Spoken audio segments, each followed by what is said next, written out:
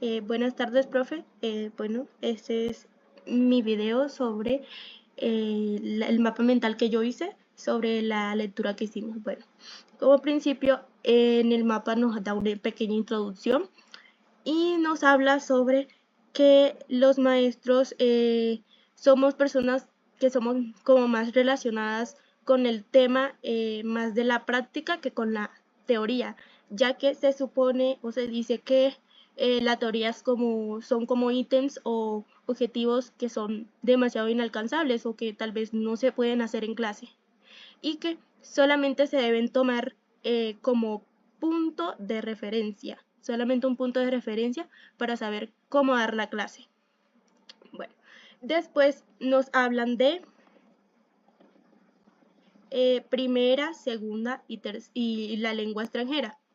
En la primera lengua nos habla de que nosotros desde niños tenemos esta lengua, nosotros crecemos con esta lengua porque es la lengua con la que nos hablaron, por así decirlo.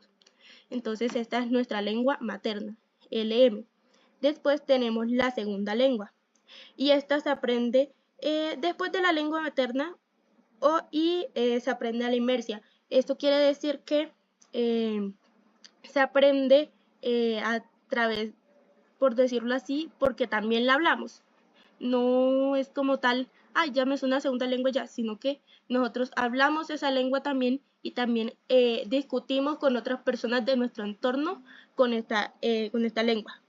Y ya por la segunda lengua, esta se aprende en un contexto más que todo, por así decirlo, escolar, por así decirlo, como nosotras ahora, que nosotras somos estudiantes de lengua extranjera, entonces nosotras estamos aprendiendo una lengua extranjera, no una segunda lengua, bueno, después tal vez sea una segunda lengua para nosotras, si tal vez ya vamos a vivir en otro país diferente, que hablen inglés o cosas o algo así, pero mientras tanto, si seguimos aquí en Colombia y la enseñamos o la estudiamos, sería siendo una segunda lengua.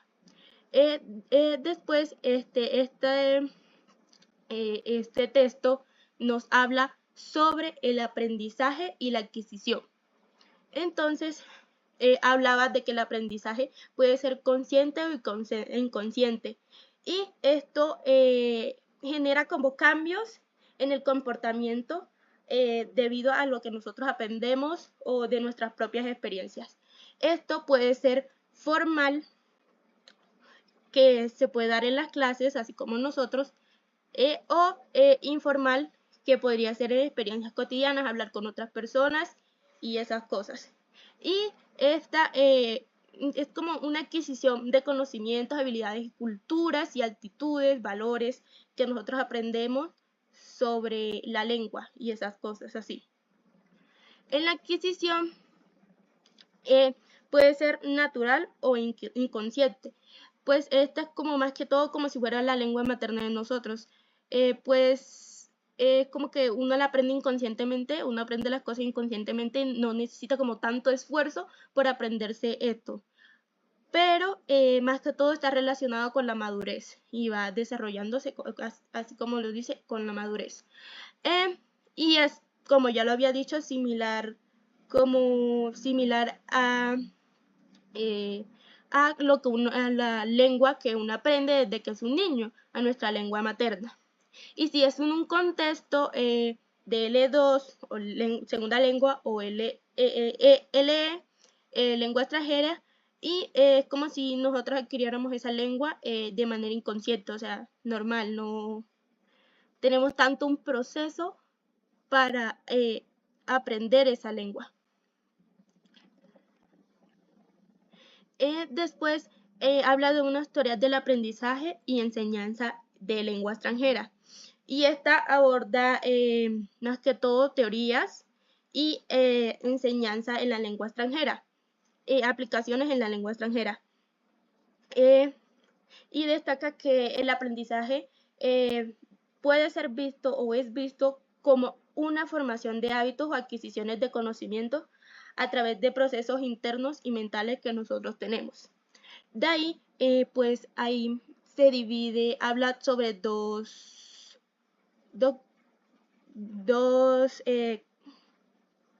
teorías, que son el conductismo y el cognoscitivismo.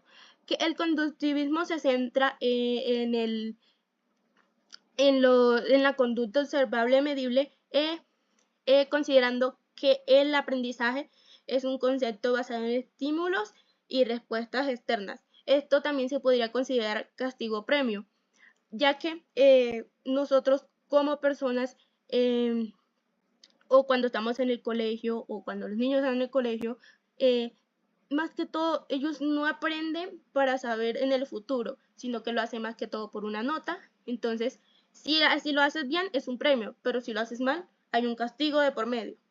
Entonces, eso es lo que más se habla del conductivismo. Algunos autores que podemos encontrar en el conductivismo son John Watson.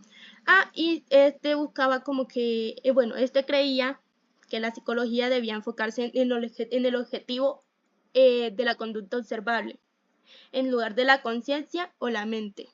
O sea, solamente lo que nosotros observamos. No necesitamos nuestro cerebro para el estudio. Y este desarrolló la teoría del condicionamiento clásico.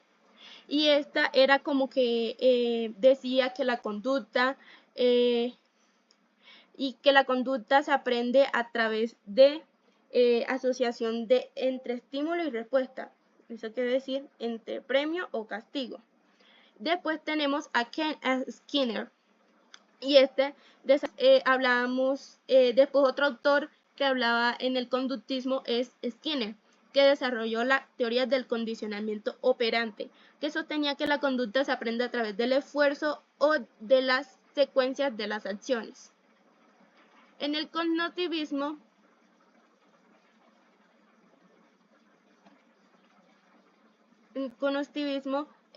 este se enfoca más que ya no se enfoca tanto como que en el premio, castigo o estímulo y respuesta, sino que se enfoca más que todo en procesos que nosotros hacemos dentro, como los mentales, percibir, prestar mucha atención, utilizar mucho la mente y utilizar mucho nuestro pensamiento.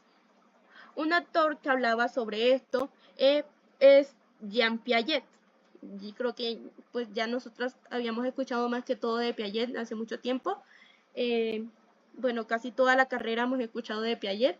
Y pues él creía que la inteligencia se desarrolla a través de la interacción entre el organismo y su entorno. Y una de sus teorías es el desarrollo cognitivo. Estos son 4 etapas que cada niño tiene. Y es ahí donde el niño empieza a pensar, empieza a caminar, empieza a hacer todas sus cosas. Y es donde aprenda a pensar y aprender. Y aprende de manera diferente. Y él creía que el aprendizaje se producía a través de asimilación y la acomodación de esquemas.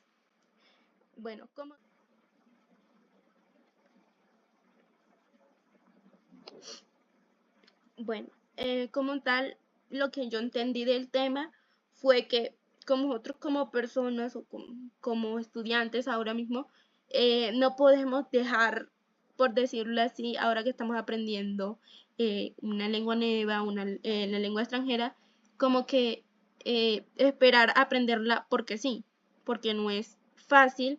Uno tiene que aprender gramática, tiene que aprender muchas cosas, y pues no es igual a una lengua materna o una lengua segunda. Entonces es más que todo como eso, como que los estudiantes deben esforzarse más para aprender, no esperar a recibir solo la información y ya. Eso fue todo. Gracias por escucharme, profe. Listo.